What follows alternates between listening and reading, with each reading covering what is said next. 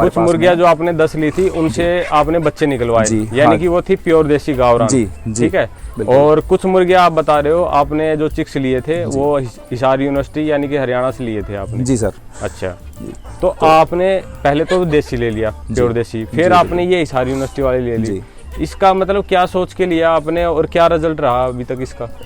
Sir जो मैंने Hisar university से लिए हैं इनका तो रिजल्ट मेरे को फ्लॉप ही नज़र आ रहा है, बट जो मेरी मुर्गियों के जो बच्चे हैं खुद मुर्गियों ने ही अंडा से के निकाले हैं और उनका रिजल्ट काफ़ी अच्छा आ रहा है। और बाकी सब आपके सामने दिखाई दे रहे हैं, अच्छा हरा भरा फार्म है। और लगभग क्वांटिटी भी हमारी मुर्गियों के जो बच्चे हैं उनकी सबसे ज़्यादा है, जो कि 110 के समथिंग 110 प्लस है। अच्छा। और अभी भी मुर्गी ने जो बच्चे दिए वो अंदर हाँ रखे हुए हैं। अच्छा।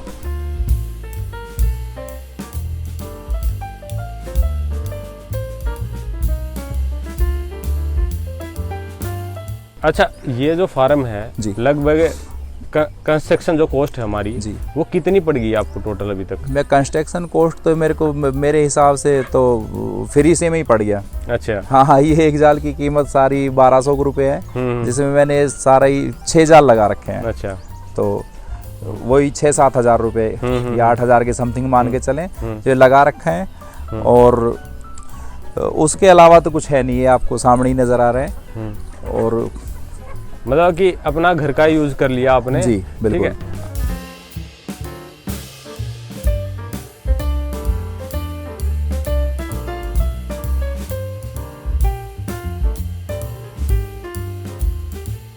अच्छा अच्छा भाई, मेरे को ये बताओ, जैसे होटल वेस्ट पे हम एक इसको चलाएं और फीड पे चलाएं तो कुछ अंडे की प्रोडक्शन या मीट की प्रोडक्शन में कुछ फर्क आता है? जैसे अंडे देना कम कर देना या फिर साइज में फर्क आना, कुछ इस टाइप का भी होता है आपके साथ? देखो, अंडे के साइज में तो इससे कोई फर्क नहीं आ रहा है, बट क्या है कि कई बार मुर्गियां बीच बीच में अंडा गैप दे के दे देती हैं। कई बार ऐसा हो रहा है कि मुर्गी अंडा दे रही है, रेगुलर दे रही है, एकदम से 2 दिन का गैप दे दिया, कभी 1 दिन का गैप दे दिया।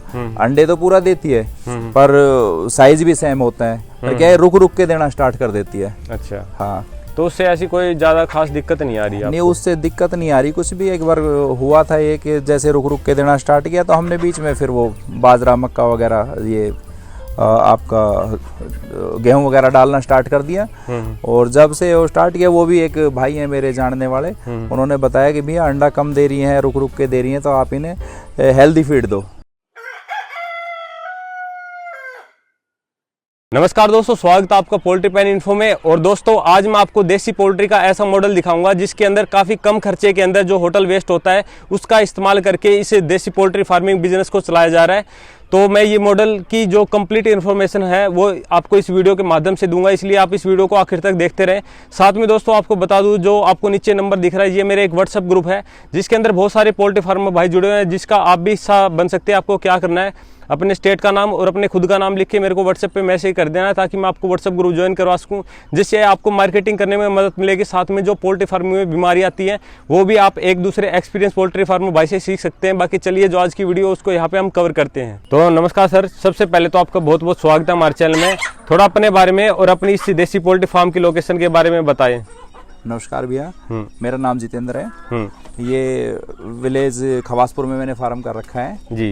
ये जिला गुड़गांव हरियाणा से हूँ। अच्छा सर। जहाँ हमने फार्म कर रखा है। और ये मैंने एक देसी पोल्ट्री पे काम करने का मेरा पर्पज़ है, जो कि मैंने 10 मुर्गियों से स्टार्ट कर रखा है। उसी की आज ये देन है जो हम यहाँ तक पहुँचे हैं। जी सर।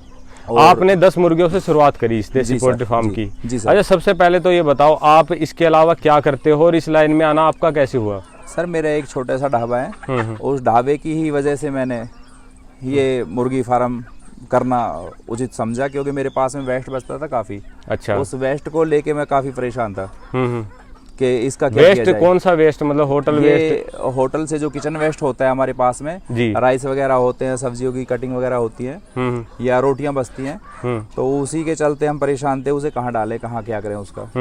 तो इसी वजह से मैंने लास्ट में, एक दोस्त है मेरा, उसके पास में थी मुर्गियां, तो उन्होंने मेरे को सजेस्ट किया कि भैया ये सबसे अच्छा रहेगा, वेस्ट इनके काम में आता रहेगा। तो मैंने वहाँ से 10 मुर्गियां और कुछ 15 मुर्गे लिए, और तभी से मैं इस काम में जुड़ा हुआ हूँ। लगभग ये मैंने सितंबर महीने से स्टार्ट किया है, पिछले साल। जी। अच्छा। पिछले साल सितंबर महीने से स्टार्ट किया है। और आज उसी की देन है, ये बच्चे कुछ मैंने अपनी मुर्गियों के ही दिख रहे हैं वैसे तो, जो हमने तैयार किए हैं जी। और कुछ बच्चे मैंने हिसार यूनिवर्सिटी से लिए थे, जिसमें से कुछ हैं 20-30 बच्चे हैं जो वहाँ के हमारे कुछ मुर्गियां जो आपने 10 ली थी उनसे आपने बच्चे निकलवाए, यानी कि वो थी प्योर देसी गावरान। जी, ठीक है। और कुछ मुर्गियां आप बता रहे हो आपने जो चिक्स लिए थे वो हिसार यूनिवर्सिटी यानी कि हरियाणा से लिए थे आपने? जी सर। अच्छा, तो आपने पहले तो देसी ले लिया, प्योर देसी, फिर आपने ये हिसार यूनिवर्सिटी वाली ले ली। इसका मतलब क्या सोच के लिया आपने और क्या रिजल्ट रहा अभी तक इसका? सर जो मैंने हिसार यूनिवर्सिटी से लिए हैं इनका तो रिजल्ट मेरे को फ्लॉप ही नजर आ रहा है, बट जो मेरी मुर्गियों के जो बच्चे हैं खुद मुर्गियों ने ही अंडा सेके निकाले हैं और उनका रिजल्ट काफी अच्छा आ रहा है। और बाकी सब आपके सामने दिखाई दे रहे हैं, अच्छा हरा भरा फार्म है और लगभग क्वांटिटी भी हमारी मुर्गियों के जो बच्चे हैं उनकी सबसे ज़्यादा है, जो कि 110 के समथिंग 110 प्लस है। अच्छा। और अभी भी मुर्गी ने जो बच्चे दिए हैं वो अंदर हाँ रखे हुए हैं। अच्छा अच्छा भैया, आपने ये जो फार्म बना रखा है इस पे काफ़ी कम खर्चा लगा रखा है, ठीक है, तो इसका वजह क्या है इस बारे में बताओ। और आपने एक बार स्टार्टिंग है मतलब सारी चीज़ें बताओ डिटेल में। ये फार्म तो हमने छोटे से लेवल से स्टार्ट किया था, एक हमारी 10 बाई 30 की टीन सेट था, उसी से स्टार्ट किया था। बट उसमें जब मुर्गी यहाँ अंडे देने स्टार्ट किया और 7 पे आई, उस दौर में हम उन्हें संभाल पाने में दिक्कत आ रही थी, तो हमने इस तरफ शिफ्ट किया था जी। तो इन्हें सारा ही फ्री रेंज चाहिए। फ्री रेंज के चलते हमने फार्म ना बना के इन्हें एक जाल नेट के अंदर इन्हें रखना महफूज समझा है, जिससे कि कुत्ते बिल्ली वगैरह से भी बचाव होता रहे। और कई बार खेती का माहौल है तो खेत में क्या है कि सांप वगैरह को ज़्यादा खतरा होता है जी, तो इसके चलते मैंने ये नेट लगवा रखा है। अच्छा। बाकी ये खुले में रहते हैं, आपके सामने ये चादरें वगैरह लगी हुई हैं, इन्हीं के नीचे बैठते हैं और कुछ ऊपर पेड़ पे बैठ जाते हैं। ये ऊपर का जाल तो मैंने सिर्फ ये पेड़ के ऊपर चढ़ते थे, दीवारों पे चढ़ जाते थे चारों तरफ। हाँ। इसके चलते मैंने ये जाल ऊपर लगवाया है। अच्छा। बाकी इसका कोई ऐसा रीजन नहीं है कि जो अच्छा, ये जो फार्म है लगभग कंस्ट्रक्शन जो कॉस्ट है हमारी वो कितनी पड़ गई आपको टोटल अभी तक? मैं कंस्ट्रक्शन कॉस्ट तो मेरे हिसाब से तो फ्री से में ही पड़ गया। अच्छा। हाँ, ये एक जाल की कीमत सारी 1200 रुपये है, जिसमें मैंने सारा ही 6 जाल लगा रखे हैं। अच्छा। तो वही 6-7 हजार रुपये या 8 हजार के समथिंग मान के चलें, तो ये लगा रखा है। और उसके अलावा तो कुछ है नहीं, ये आपको सामने ही नजर आ रहा है। और मतलब कि अपना घर का यूज कर लिया आपने, ठीक है। अच्छा भाई, ऐसा होता है जो हम शेड की कंस्ट्रक्शन कॉस्ट बचाते हैं तो उससे नुकसान भी होते हैं। जैसे कि मैं देख रहा हूँ आपने ये जाली लगा रखी है ना, तो इसके अंदर भाई कुत्ते या बिल्ली भी मतलब नुकसान पहुंचा सकते हैं इसको फाड़ के, है ना। तो थोड़ा सा इस बारे में बताओ आप।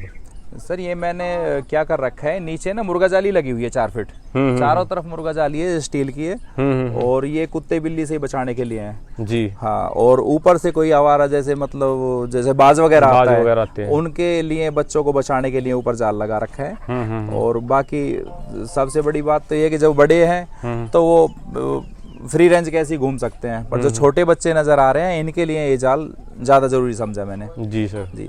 और बाकी ये खुले में रहना ज्यादा पसंद करते हैं। बीच में मैंने देखा कि जब सर्दियों में हमने इन्हें रखा तो सर्दियां आई, तो सर्दियों में क्या काम हुआ कि मैंने टीन शेड में डाल रखा था इन्हें।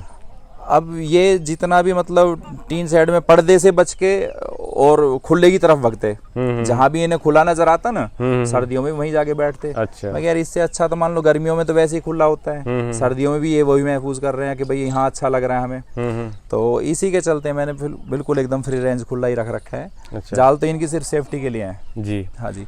अच्छा, आपने बताया कि आपका होटल है, उसका जो किचन वेस्ट बचता है वो आप इसमें इस्तेमाल करते हो। मैं देख भी रहा हूँ यहाँ पे कोई बैंगन के छिलके पड़े हैं, कोई नींबू के पड़े हैं, कोई जो भी अपना होटल वेस्ट होता है उसके छिलके पड़े हुए हैं।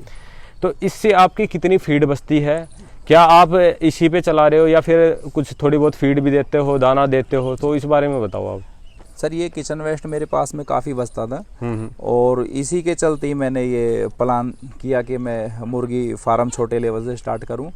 और जो किचन वेस्ट बच रहा है इसी से मेरी काफ़ी कॉस्ट बच जाती है, जिसमें मैं एक टाइम किचन वेस्ट डाल रहा हूँ और एक टाइम दाना डलता है, उसमें गेहूँ बाजरा वगैरह हम डालने की कोशिश करते हैं। अगर किचन वेस्ट ज़्यादा है तो वो दोनों टाइम भी डाल देता हूँ। ऐसा नहीं है कि भाई बाजरा या गेहूँ ही डालना है। जो भी सब्जी हमारे पास में बचती है, राइस बच गया होटल पे तैयार बना हुआ है, रोटियां हैं, रोटियों को डाल दिया तोड़ के, तो उसी से इनका रोजमर्रा का गुजारा हो रहा है। और हमारी कॉस्ट लगभग 0 ही मान के चलो आप। 0 आ रही जी बिल्कुल। अच्छा भाई मेरे को ये बताओ, जैसे होटल वेस्ट पे हम एक इसको चलाएं और फीड पे चलाएं तो कुछ अंडे की प्रोडक्शन या मीट की प्रोडक्शन में कुछ फ़र्क आता है, जैसे अंडे देना कम कर देना या फिर साइज में फ़र्क आना, कुछ इस टाइप का भी होता है आपके साथ? देखो अंडे के साइज में तो इससे कोई फ़र्क नहीं आ रहा है, बट क्या है कि कई बार मुर्गियां बीच बीच में अंडा गैप दे के दे देती हैं। कई बार ऐसा हो रहा है कि मुर्गी अंडा दे रही है, रेगुलर दे रही है, एकदम से 2 दिन का गैप दे दिया, कभी 1 दिन का गैप दे दिया।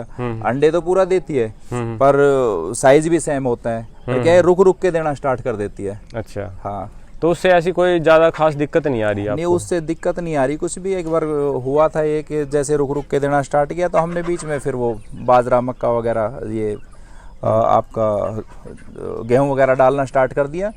और जब से वो स्टार्ट किया, वो भी एक भाई हैं मेरे जानने वाले, उन्होंने बताया कि भैया अंडा कम दे रही हैं, रुक रुक के दे रही हैं, तो आप इन्हें हेल्दी फीड दो, जैसे मतलब बाजरा हो गया या फिर चावल की किणकी होगी या फिर गेहूं हो गया, तो ये डालो, इससे मतलब रिकवरी पूरी होगी जी। एक इनमें कैल्शियम की कोई कमी बताई जा रही थी, उसके चलते उन्होंने अपना एक देसी नुस्खा बताया कि जो पत्थर वगैरह मिक्स होता है इनके फीड में, जो हम रेडीमेड खरीदते हैं मार्केट से, उसमें कुछ चीज़ें ऐसी होती हैं, कांच वगैरह ना पता क्या क्या होता है। तो मैंने आज तक वो बाहर की फीड ना लेके अपने घर से ही संबंधित जो भी चीज़ें थी उन्हीं को यूज़ में लिया। और मैंने डस्ट का लगभग 2 कनस्तर 50-60 किलो डस्ट एक जगह ढेर लगा रखा था इनके लिए।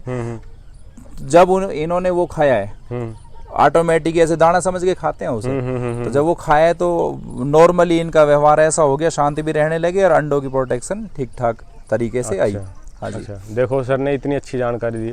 अच्छा सर ये बताओ, जैसे आपने ये शेड बना रखा है जी, है ना, यहाँ पे कुछ खास कर नहीं रखा है शेड के अंदर जी, तो इससे कुछ नुकसान अभी तक आपको हुआ है या मतलब ये इनफ है, कभी बीमारी वगैरह परेशानी वगैरह?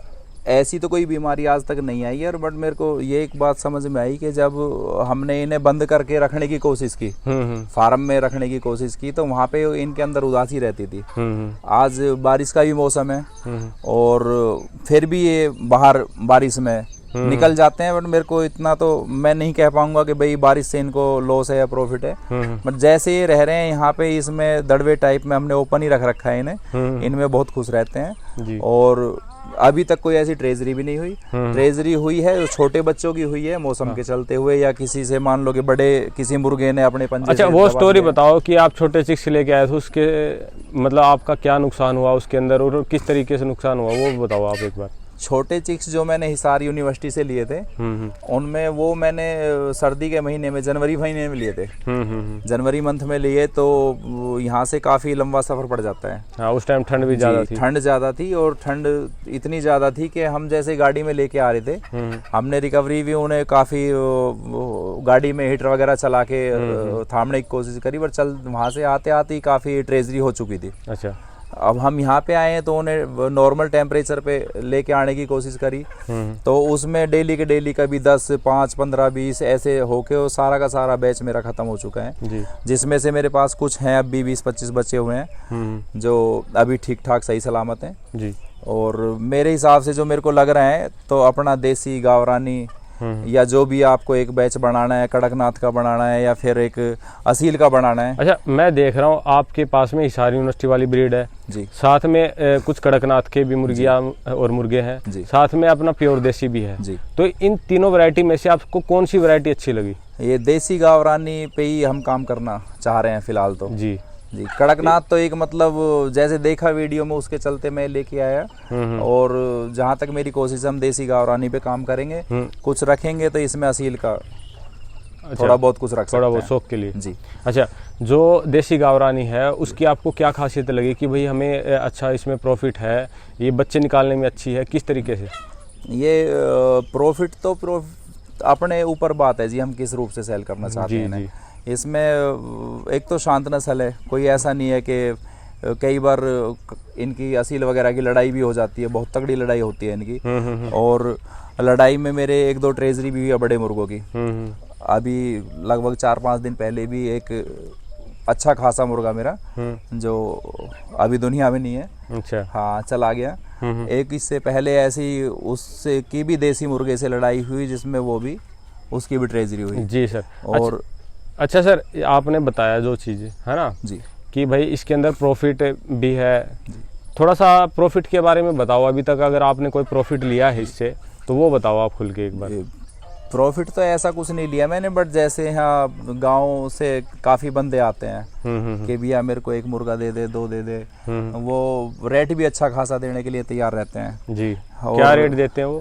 रेट तो अभी कोई भी मुर्गा वेट के हिसाब से तो हमने कभी देखा नहीं कि भाई क्या रेट है इसका, क्या नहीं है वेट के हिसाब से। बट यहाँ पे आते हैं, कोई कहता है 2000 का दे दे, 3000 का दे दे, तो ऐसे रेट करके लेके जाने की कोशिश करते हैं। अच्छा। और अंडा तो हमने दिया है यहाँ पे, अंडा हमने खुद बेचा है, खुशी होके मतलब 50-60 रुपए पर अंडा देके जाते हैं। 50-60 रुपए पर अंडा? जी जी जी बिल्कुल। घर से काफी जाते हैं, ज्यादा रेट मिल रहा है आपको? जी बिल्कुल। तो ऐसा इतना रेट मिलता है या लोग झूठ बोलते हैं? कुछ बताओ इस बारे में। ये झूठी बात नहीं है। देसी अंडा फिर देसी दवाइयों का ही काम करते हैं। कई ऐसी बीमारियां हैं, बच्चे को निमोनिया वगैरह हो जाता है, उसमें भी अंडा दिया जाता है। सर्दी जुकाम से बचने के लिए भी अंडा दिया जाता है। कुछ जब मान लो कोई ऐसी कोई पुरानी चोटिल बीमारी है जोड़ वगैरह की, उसमें भी डॉक्टर देसी अंडा ही बताते हैं जी।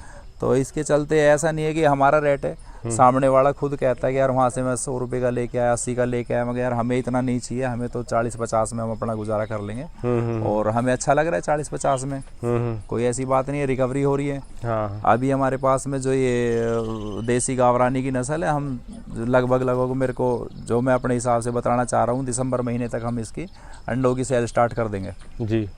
और आपको लगता है प्रॉफिट है इसके अंदर? इसमें प्रॉफिट है, अच्छा खासा प्रॉफिट है। देखो मेरा होटल का काम है, हाँ, खर्चा मेरा सारा किचन वेस्ट यहाँ यूज में आ रहा है। दूसरा खेत में रह रहे हैं, खेत में रहने से हरा चारा इनके यूज में आ रहा है, तो मेरा तो कुछ लग ही नहीं रहा है इसमें। सच्चाई बात तो ये है कि मेरा कुछ नहीं लग रहा, जो भी थोड़ा बहुत लग रहा है। 1-2 टाइम कभी हमने इनको बाजरा या गेहूं वगैरह डाल दिया है, तो वही मान के चलो आप। मान लो एक टाइम हमने सब्जी डाल दी, किचन वेस्ट हो गया, और एक टाइम बाजरा डाल दिया। एक टाइम बाजरा 4 से 5 किलो डाल देते हैं हम। अभी ये 200 प्लस हैं, तो 4 से 5 किलो डालने पे कॉस्ट क्या निकलती है? 25-30 ग्राम पर बच्चे की निकल रही है। तो शायद मेरे हिसाब से अगर जो इनका जो टाइम होता है 6-7 महीने का, जिस हिसाब से मेरे को बताया गया है, तो देखा जाए तो हाफ रेट भी नहीं हो पाता। अभी मुर्गा था मेरे पास जिसका रेट 3000 रुपये देने के लिए भाई आए कि भैया दे दो, बट मैंने दिया नहीं, क्योंकि हमें तो अभी फार्म को बढ़ाना है, काफी ब्रीडिंग के लिए चाहिए। जी जी बिल्कुल। अच्छा सर। और हम इसे काफी लंबे टाइम लेके चलेंगे। और भी कुछ इससे जुड़ी हुई जो बातें हैं वो आगे मैंने जैसे बताया आपको कि भाई हम गोट फार्मिंग भी इसी से टच करके स्टार्ट करेंगे, और गाय भी दूध से रिलेटेड इसी से लेंगे जी। तो खेत में रहने का फायदा भी हो रहा है, किचन वेस्ट काम में आ रहा है, प्लस में यहाँ की खरपतवार इन्हीं के काम में आ रही है जी। और इनसे जो भी प्रॉफिट हो रहा है छोटा मोटा, फिलहाल तो अभी मेरे पास में जो बच्चे हैं इनसे इतना ही निकल पा रहे हैं, बट जो दिवाली की सेल हमारी होगी मेरे हिसाब से यहाँ पे मेरे पास में 70-80 मुर्गी अंडे पे आ जाएंगी जी। अच्छा सर, थोड़ा रोकना चाहूँगा कि आप जैसे आपने बताया कि आप इसमें अभी प्रॉफिट ले लोगे, है ना? बिल्कुल। तो आपका मॉडल जो है, आशा करता हूँ कि आपका मॉडल अच्छा रहेगा और आप इसमें सक्सेस होगे।